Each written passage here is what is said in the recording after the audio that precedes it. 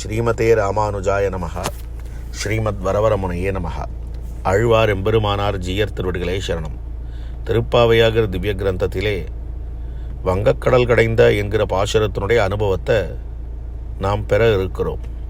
இந்த பாசுரத்திலே முக்கியமான தாத்பரியாம்சத்தை மட்டும் இந்த பாட்காஸ்ட் வாயிலாக வெளியிட எண்ணுகிறேன். கீழ்ப்பாசுரம் பரியந்தமாக முதல் பாசுரம் தொடங்கி 29வது பாசுரம் வரை ஆண்டாள் ஒரு கோபிகையின் நிலையிலே பேசினாள். அது பாவனா பிரகர்ஷம் என்கிற நினைவின் முதிர்ச்சி. இப்பாசுரம் ஆண்டாள் தானான தன்மையிலே பேசுகிறாள். இந்த திருப்பாவையாகிற திவ்ய கிரந்தத்துக்கு பலன் என்ன பலஞ்சொல்லும் பாசுரத்தை தான் சொல்லி தலை கட்டுகிறாள் இந்த கிரந்தத்தை. வங்கக்கடல் கடைந்த மாதவனை கேசவனை என்று காட்டப்படுகிறது. தேவகாரியம் என்கிற ஒரு வியாஜத்தை இட்டு பெரிய பிராட்டியாரை பெற வேணும் என்பதுதான் அந்த எம்பெருமானுடைய நோக்கமாக இருந்தது. என்ன பண்ணுகிறான் அப்படின்னு சொன்னால், அண்ணல் செய்து அலைகடல் கடைந்து அதனுள் கண்ணுதல் நஞ்சுண்ண கண்டவனே, விண்ணவர் அமுதுண அமுதில் வரும் பெண் அமுதுண்ட எம்பெருமானே என்ன. விண்ணவர் அமுதில் வரும் பெண் அமுது அப்படின்னா பெரிய பிராட்டியார். தேவர்களுக்கு அமிர்தத்தை கொடுத்தான். அந்த அமிர்தம் தேவர்களுக்கு கொடுக்கப்பட்டதாக இருந்தாலும் அது உப்புச்சாறு என்னார்கள். தேவர்கள் உப்புச்சாறு வைத்து போந்தார்கள். ஆனால் பெருமானோ உண்மையான அமிர்தோத்பவா என்று சொல்லப்படக்கூடிய பெரிய பிராட்டியாரை பெற்றிருக்கிறான் எம்பெருமான். அங்கே எழுந்தருள்கிறாள் பெரிய பிராட்டி. பார்க்கிறாள் எவன் மேலான தத்துவம் என்று பார்க்கிறாள். பகவானுடைய திருமார்பை பார்த்து நேரே வந்து அவன் திருமார்பிலே அமர்கிறாள் என்று காட்டப்படுகிறது. அமரர் முழுமுதல் ஆகிய ஆதியை அமரர்க்கு அமுதிந்த ஆயர் கொழுந்தை என்பதனாலே அமரர்க்கு அன்று அமுதிந்தவன் இன்று இருக்கக்கூடிய ஆயர் கொழுந்தான கண்ணன் பெருமான் என்று காட்டப்படுகிறது. வங்கக்கடல் கடைந்த இந்த கடலை கடைந்ததனாலே மாதவனானான். அதனால்தான் மாதவன். கடலை கடையிலன்னா மாதவன் இல்லை, கடலை கடைந்ததனால்தான் மாதவன். மாயாதவகா, பெரிய பிராட்டியாரை தன் நெஞ்சிலே வைத்திருக்கக்கூடியவன், ஸ்ரீக்கு நாதனாக இருக்கக்கூடியவன் என்று காட்டப்படுகிறது. இந்த அமிர்த மதனமும் சரி கிருஷ்ணாவதாரமும் சரி ரெண்டுமே ஒன்றாக தெரிகிறது. ரெண்டுத்துக்கும் சாமியம் அமைந்திருக்கிறது. அமிர்த மதனத்தில் பெருமான் கடலை கடைந்தான், கிருஷ்ணாவதாரத்தில் பெருமான் தயிரை கடைந்தான். அமிர்த மதனத்தில் தேவர்களுக்கு பிரயோஜனாந்தரங்களான அமிர்தத்தை ஈந்தான். இங்கு கோபவிரதர்களுக்கு பிரயோஜனாந்தரமான மழையை ஈந்தான். பிரயோஜனாந்தரம் அப்படின்னு சொன்னால் கண்ணனை தவிர மற்ற பிரயோஜனங்கள். தேவர்களுக்கு பெருமானை தவிர அந்த பெருமான் பெற்று கொடுக்கக்கூடிய அந்த அமிர்தம் வேண்டும் என்று சொல்லப்படுகிறது. இங்கு கோபவிரதர்களுக்கு மழை வேண்டும் என்று வேண்டினார்கள். அதற்கு மேலே தேவர்கள் தேவகாரியம் என்கிற வியாஜத்தை கொண்டு பிராட்டிய பெத்தான். தேவகாரியம் என்பது அங்கு வியாஜம். அதுபோல கோபவிரதர்களுடைய காரியம் என்பது இங்கு வியாஜம், ஒரு சாக்கு.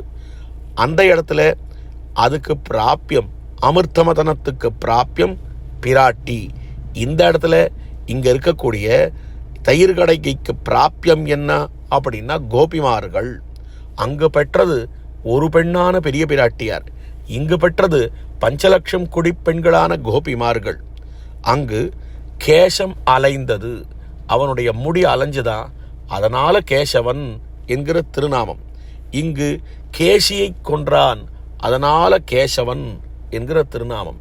மாதவனை கேசவனை, கேசவன்னா ஆமையாகிய கேசவனாக இருக்கிறான், ஆமையான கேசவா என்று காட்டப்படுகிறது. அந்த ஆமையின் சொரூபத்தை எடுத்து கொண்டானே எம்பெருமான், கூர்மாவதாரம் பண்ணினானே. அப்படி பண்ணுகிற போது கடலை கடைகிறார்கள் தேவர்களா அசுரர்களா. அப்பொழுது பெருமான் அதற்கு ஈடு கொடுக்கும் வகையிலே இந்த பக்கமும் அந்த பக்கமும் ஆடினானாம். அப்போ ஆடுகிற போது பெருமானுடைய முடியானது, கேசமானது இங்கும் அங்கும் அலை பாய்ந்தது. அதனால தான் கேசவகா பிரசஸ்த கேசகா என்கிற அர்த்தம் இங்கே காட்டப்படுகிறது. அதே போல கிருஷ்ணாவதாரத்தில் கேசி என்கிற அசுரனை அழித்திருக்கிறான். ஆறாத போரில் அசுரர்களும் தானுமாய் காரார் வரை நட்டு நாகம் கயிறாக பேராமல் தாங்கி கடைந்தான். இங்கு கூட கடலை கடைந்தது பகவான். எப்படின்னா எல்லாமாகவும் இருந்து கடலை கடைந்திருக்கிறான். இந்த பிராட்டியை பெறவோணும் என்பதற்காக என்னென்ன பண்ணினான் அப்படின்னால், ஆமையின் ரூபத்தை கொண்டு அந்த மந்திரமலைக்கு அடியிலே நின்று அதற்கு ஒரு ஆதாரமாக இருந்தான். மேலே மலை எழும்பக்கூடாது கடைகிற போது என்பதற்காக பிருகத்ஸ்வரூபியாக இருந்தான். இந்த பக்கம் அசுரர்களுடைய அந்தர்யாமி, அந்த பக்கம் தேவர்களுடைய அந்தர்யாமி, அந்த மந்திர மலையினுடைய அந்தர்யாமி, வாசுகி பாம்பு அதுவாகவும் தானே இருந்தான். இப்படி கடலை கடைந்ததனாலே அமிர்தம் அவர்களுக்கு உப்புச்சாறு வந்தது. ஆனால் இவ்வளவு தூரம் கஷ்டப்படுறது கடையிறதுக்கு காரணம் என்ன அப்படின்னால், அந்த எம்பெருமானுக்கு பிராப்பியம் பிராட்டி, அந்த பிராட்டியை பெருகை என்று காட்டப்படுகிறது. வாங்க கடல் கடைந்த மாதவனை கேசவனை திங்கள் திருமுகத்து சேழையார் சென்னிரஞ்சு, இந்த அழகிய திருமுகம் படைத்தவர்களான இந்த கோபிமார்கள் சென்று அவனிடத்திலே இறஞ்சினார்கள். அங்கு அப்பறை கொண்ட ஆற்றை, அப்பறை எங்குன்னா திருவாய்ப்பாடியிலே கண்ணனம்பெருமானுடைய சந்நிதியிலே அந்த கொட்டுக்கால் கட்டில் மேலே அந்த எம்பெருமானுடைய கைங்கரியத்தை பெத்தார்கள் என்று காட்டப்படுகிறது. 29வது பாசுரம் வரைக்கும் கைங்கரியத்தை பெறல, பறைதாராய் அப்படின்னு கேட்டு இருக்கா. ஆனா 30வது பாசுரத்துல பறை பெற்றார்களா இல்லையான்னா 29க்கும் 30க்கும் நடுவுல கண்ணனம்பெருமான் கைங்கரியம் என்னும்படியான பறையை கொடுத்திருக்கிறான். அதனால தான் அங்கு அப்பறை கொண்ட ஆற்றை கொண்டார்கள், பறையை பெற்றார்கள் என்று கடந்த காலத்திலே இருக்கிறது இங்கு வார்த்தை. எப்படி என்னால், பெரியாழ்வார் யசோதையின் நில கொண்டு கண்ணனம்பெருமான் நீராட வேண்டும் அப்படின்னு நீராடவாராய்னு கூட்டுண்டே இருக்கார். கண்ணன் 9 பாசுரம் பரியந்தமாக வரவில்லை. ஆனால் பலஞ்சொல்லும் பாசுரத்தில் அவர் சொல்ற வார்த்தை, வார்மலி கொங்கை யசோதை மஞ்சனமாட்டிய ஆற்றைன்னு காட்டுகிறார். இப்போ மஞ்சனம் ஆட்டி விட்டாள், திருமஞ்சனம் பண்ணிவிட்டாள் என்று காட்டப்படுகிறது பலம் சொல்லும் பாசுரத்தில். ஏன்னா 9வது பாசுரத்துக்கும் 10வது பாசுரத்துக்கும் நடுவில் கண்ணனம்பெருமான் எழுந்தருளி இருக்கிறான். அப்படி எழுந்தருளி அந்த எம்பெருமான் இவள் கையாலே மஞ்சனமாடினான் என்பது திண்ணம். அதனால தான் மஞ்சனமாட்டி ஆற்றை, இதுக்கு முன்னால வரைக்கும் மஞ்சனமாட வாராய்னு கூப்பிட்டவர் மஞ்சனமாட்டியாச்சுன்னு சொன்னதுனால இந்த 2 பாசுரத்துக்கு நடுவில் கண்ணனம்பெருமான் எழுந்தருளி திருமஞ்சனமாடி இருக்கிறான் அப்படின்னு தெரிகிறது. அதுபோலத்தான் 29வது பாசுரம் 30வது பாசுரம் சித்தஞ்சிறுகாலே பாசுரம் வங்க கடல் கடைந்த பாசுரம், இது 2த்துக்கு நடுவில் கண்ணனம்பெருமான் எழுந்தருளினான். இவர்களுக்கு பறையை கொடுத்திருக்கிறான், கைங்கரியத்தை கொடுத்திருக்கிறான் என்று காட்டப்படுகிறது. மாதவனை கேசவனை திங்கள் திருமுகத்து சேழையார் சென்னிரஞ்சு அங்கு அப்பறை கொண்ட வாற்றை அணிபுதுவை பைங்கமலர் தன்தெரியல் பட்டர்பிரான் கோதை சன்னா. இந்த பலனெல்லாம் யாரால கிடைச்சது அப்படின்னால், கண்ணனை நான் கூப்பிட்டா வரப்போறது இல்லை, எனக்கு நன்னா தெரியும். ஆனா என்னுடைய தகப்பனாரான ஆச்சாரியரான பெரியாழ்வார் பூச்சூடவாராயின்னு அழைப்பர், காப்பிடவாராய்னு அழைப்பர், நீராடவாராய் அப்படின்னு அழைப்பர். அப்படி அழைக்கிற போது கண்ணன் ஓடி வருவானோ இல்லையோ, அப்ப பார்த்துக்கிறேன் அந்த எம்பெருமானை, அப்பொழுது அவனை கை கொள்ளுகிறேன் என்று ஆண்டாள் சொல்லி இருக்கிறாள். அதனால அவளுக்கு பலன் யாராலே என்னால், தாமரையை அலர்த்த கடவ ஆதித்யந்தானே ஜலசம்பந்தம் நீங்க பெற்றால் அதை உலர்த்துமா போல என்கிற ரீதியிலே இவள் தனக்கு பலன் தன்னுடைய முயற்சியால இல்லை, தன்னுடைய அத்தியவசாயத்துக்காக இல்லை, தன்னுடைய உபாய அத்தியவசாயத்தினாலே இந்த பலன் கிடைத்தது என்கிற எண்ணம் சற்றும் இல்லை. ஆண்டாளுக்கு என்ன எண்ணம் இருந்ததுன்னா, பட்டர்பிரான் கோதை என்று பெரியாழ்வார் வயிற்றில் பிறக்கையாலத்தான் எவ்வளவு தூரம் நமக்கு கிருஷ்ண கைங்கரியம் கிடைத்திருக்கிறது என்கிற உறுதிப்பாடு இருந்தது. அதைத்தான் ஆச்சாரியாபிமானம் இருந்தது.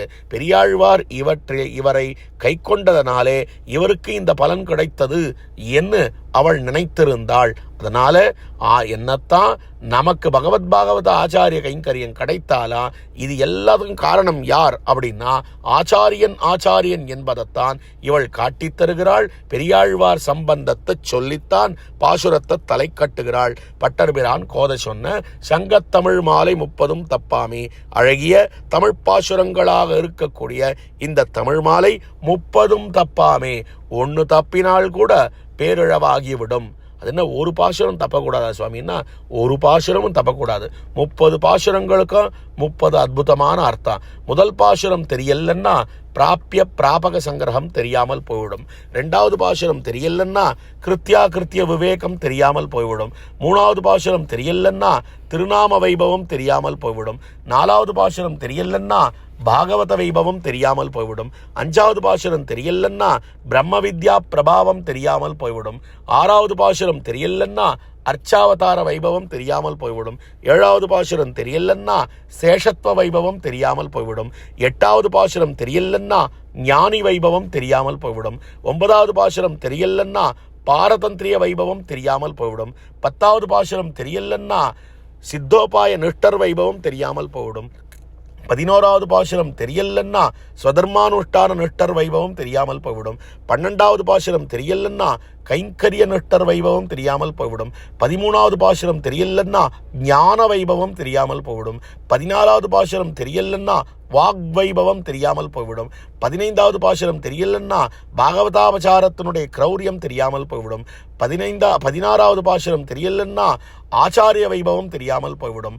17வது பாசுரம் தெரியலன்னா நித்தியசூரி வைபவம் தெரியாமல் போய்விடும். 18வது பாசுரம் தெரியலன்னா பிராட்டி வைபவம் தெரியாமல் போய்விடும். 19வது பாசுரம் தெரியலன்னா புருஷகார வைபவம் தெரியாமல் போய்விடும்.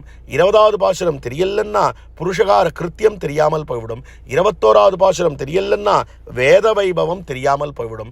22வது பாசுரம் தெரியலன்னா கட்டாட்ச வைபவம் தெரியாமல் போய்விடும்.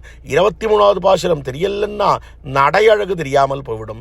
24வது பாசுரம் தெரியலன்னா மங்களாசாசன வைபவம் தெரியாமல் போய்விடும். 25வது பாசுரம் தெரியலன்னா பிராப்பிய வைபவம் தெரியாமல் போய்விடும். 26வது பாசுரம் தெரியலன்னா பரமசாமியா பத்தி தெரியாமல் போய்விடும். 27வது பாசுரம் தெரியலன்னா முக்த போகம் தெரியாமல் போய்விடும். 28வது பாசுரம் தெரியலன்னா சித்தோபாய வைபவம் தெரியாமல் போய்விடும். 29வது பாசுரம் தெரியலன்னா கைங்கரிய வைபவம் தெரியாமல் போய்விடும். 30வது பாசுரம் தெரியலன்னா ஆச்சாரியாபிமானமே உத்தாரகம் என்கிற எதுவுமே தெரியாமல் போய்விடும். அதனால சங்கத்தமிழ் மாலை 30 தப்பாமே இங்கி பரிசுரைப்பார் 2 மால் வரைத்தோள் செங்கண் திருமுகத்து செல்வத் திருமாலால் எங்கும் திருவருள் பெற்று இன்புருவர் எம்பாவாய். இந்த 30 பாசுரங்களையும் அறிந்தவர்கள் இந்த பாசுரங்களை சொல்ல சொல்ல சொல்ல நற்கன்றுக்கு இறங்கும் தேனு தோல்கன்றுக்கும் இறங்குமா போலே அந்த எம்பெருமான் தானும் நமக்காக இறங்குவன். எப்படினால் ஆண்டாள் அவள் நற்கன்று, அவளுக்கு இறங்கக்கூடிய அந்த எம்பெருமான், அவளுக்காக இறங்கினவன் அந்த எம்பெருமான். அந்த நற்கன்றுக்கு இறங்கிய தேனும் அந்த திருப்பாவையாகிற தோலை போற்றி கொண்டிருக்கிற தோல் கன்றுக்கு அந்த பசு இறங்கும் என்று காட்டப்பட்டிருக்கிறது. அப்படிப்பட்ட இந்த திருப்பாவையாகிற திவ்ய கிரந்தத்தினுடைய 30 பாசுரங்களுடைய தாத்பரியாம்சத்தை அனுபவிப்போம், அதன்படி நடப்போம் என்று சொல்லி திருப்பாவைய நிச்சலும் அந்த எம்பெருமானிடத்துல சேவித்து சத்தப்பெறுவோம் என்று சொல்லி அமைகிறேன். ஸ்ரீமதே ரம்யஜாமாத்ரு முனீந்திராய மகாத்மனே ஸ்ரீரங்கவாசினே பூயாத்து நித்யஸ்ரீர் நித்யமங்கலம்.